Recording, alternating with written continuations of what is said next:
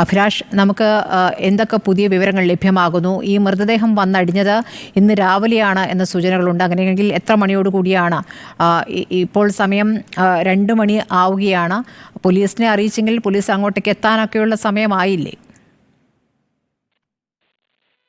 സ്മൃതി, ഏതാണ്ട് രാവിലെയോട് കൂടിയാണ് മൃതദേഹം കണ്ടെത്തിയിരിക്കുന്നത്. അതിനുശേഷമാണ് മനാഫ് അടക്കമുള്ള ആളുകളെ അറിയിക്കുകയും ചെയ്തത്. ഈ അല്പസമയങ്ങൾക്ക് മുമ്പാണ്, ഏതാണ്ട് മുക്കാൽ മണിക്കൂർ മുമ്പാണ് ഈശ്വർ മൽപ്പയെ വിവരം അറിയിക്കുന്നത്. ഈശ്വർ മൽപ്പ ഈ സംഭവ സ്ഥലത്തേക്ക് പുറപ്പെടുകയും ചെയ്തിട്ടുണ്ട്. പക്ഷേ ഉദ്യോഗസ്ഥരടക്കം എത്തിയതിനു ശേഷം മാത്രമേ അവിടേക്ക് എത്തൂ എന്നാണ് ഈശ്വർ മൽപ്പയെ പറഞ്ഞിരിക്കുന്നത്. ഏതാണ്ട് ഒരു മണിക്കൂറിനകം തന്നെ ഈശ്വർ മൽപ്പയും സംഘവും അവിടേക്ക് എത്തിച്ചേരും. അതിനുശേഷം ഉദ്യോഗസ്ഥരും അവിടെ എത്തിച്ചേരാനുള്ള സാധ്യതയാണുള്ളത്. കാരണം 60-70 കിലോമീറ്റർ അകലെയുള്ള ഈ കുംട്ട എന്ന് പറയുന്ന ഒരു സ്ഥലത്ത് വെച്ച് ആണ് ഇപ്പോൾ മൃതദേഹം കണ്ടെത്തിയിരിക്കുന്നത്. പ്രത്യേകിച്ച് നമുക്ക് മംഗലാപുരത്ത് നിന്ന് ഏതാണ്ട് 70-80 കിലോമീറ്റർ മാത്രം ദൂരം ഉള്ള സ്ഥലം കൂടിയാണ്. ഇത്രയും ദൂരമുള്ള ഒരു സ്ഥലത്ത് നിന്ന് ഏതാണ്ട് ഷിരൂർ ഭാഗത്തുള്ള പോലീസും അതോടൊപ്പം തന്നെ ഉദ്യോഗസ്ഥരും ഒക്കെ എത്തിച്ചേരേണ്ടതുണ്ട്. അതിനുശേഷം മാത്രമായിരിക്കും ഇക്കാര്യത്തിൽ ഒരു പരിശോധനയും ഒരു സ്ഥിരീകരണത്തിലേക്കും കാര്യങ്ങൾ എത്തുക. കാരണം ഏതായാലും 3 ദിവസങ്ങൾക്ക് മുമ്പ് ഒഡീഷ സ്വദേശിയെ കാണാതായിട്ടുണ്ട് എന്നാണ് പറയുന്നത്. അതുകൊണ്ട് അദ്ദേഹത്തിന്റെ മൃതദേഹമാവാനുള്ള സാധ്യതയാണ് ഏറ്റവും കൂടുതൽ കൽപ്പിക്കപ്പെടുകയും ചെയ്തത്. അതോടൊപ്പം തന്നെ 20 ദിവസങ്ങൾക്ക് ശേഷം ഈ ഷിരൂർ ദുരന്തത്തിൽപ്പെട്ട ഒരാളുടെ മൃതദേഹം പൂർണ്ണമായ രീതിയിൽ ഇത്തരത്തിൽ അടിയാനുള്ള സാധ്യത വളരെ കുറവാണ് എന്നാണ് ഈശ്വർ മൽപ്പ അടക്കമുള്ള ആളുകൾ പറയുന്നത്. പക്ഷേ അക്കാര്യത്തിൽ അദ്ദേഹം സ്ഥിരീകരണം വരുത്താൻ ഒരുക്കവുമല്ല. കാരണം ഏതെങ്കിലും സാഹചര്യത്തിൽ ഇങ്ങനെ അടിയാനുള്ള സാധ്യതയുണ്ടോ എന്നൊക്കെ അദ്ദേഹത്തിന് സംശയമുണ്ട്.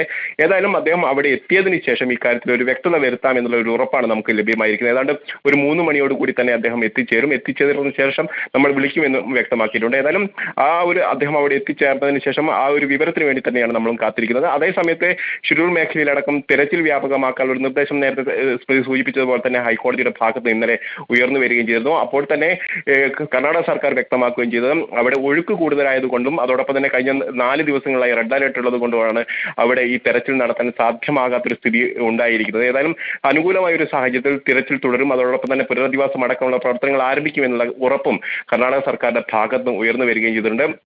അതോടൊപ്പം തന്നെ ഇതിനാവശ്യമായുള്ള ഉപകരണങ്ങൾ എത്തിക്കാനുള്ള നീക്കങ്ങൾ കേരളത്തിൽ നിന്നടക്കം നടക്കുകയും ചെയ്തിട്ടുണ്ട്. AK അഷ്റഫ് MLA അടക്കമുള്ള ആളുകൾ അത്തരത്തിലുള്ള നീക്കവുമായി മുന്നോട്ട് പോവുകയും ചെയ്യുകയാണ്. ഏതായാലും ഇപ്പോൾ ഈ പുഴയിൽ, ഗംഗാവാരി പുഴയിൽ ഏതാണ്ട് 6 നോട്ട് ഒഴുക്കുണ്ട് എന്നാണ് കർണാടക സർക്കാർ അറിയിച്ചിരിക്കുന്നത്.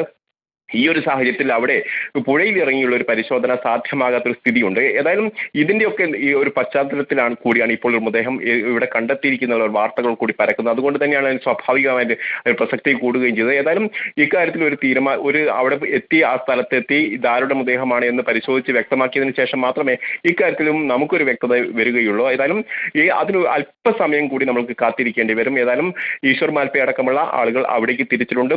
ഷിരൂരിൽ നിന്നുള്ള പോലീസ് ഉദ്യോഗസ്ഥരും അങ്ങോട്ട് തിരിച്ചിട്ടുണ്ട്. ഏതാണ്ട് 1 മണിക്കൂറിനകം തന്നെ അവിടെ എത്തിച്ചേരുകയും അതോടൊപ്പം തന്നെ ഈ മൃതദേഹം ആരുടേതാണ് എന്നുള്ള കാര്യത്തിൽ വ്യക്തത വരികയും ചെയ്തു.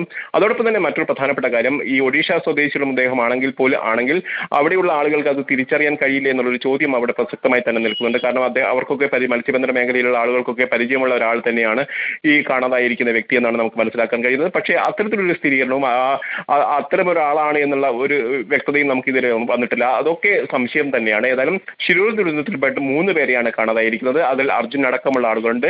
ഇവരുടെ ആരുടെയെങ്കിലും മൃതദേഹമാണോ എന്നുള്ള കാര്യം കൂടിയാണ് ഇപ്പോൾ ഏതായാലും നമ്മൾ പരിശോധിക്കുന്നത്.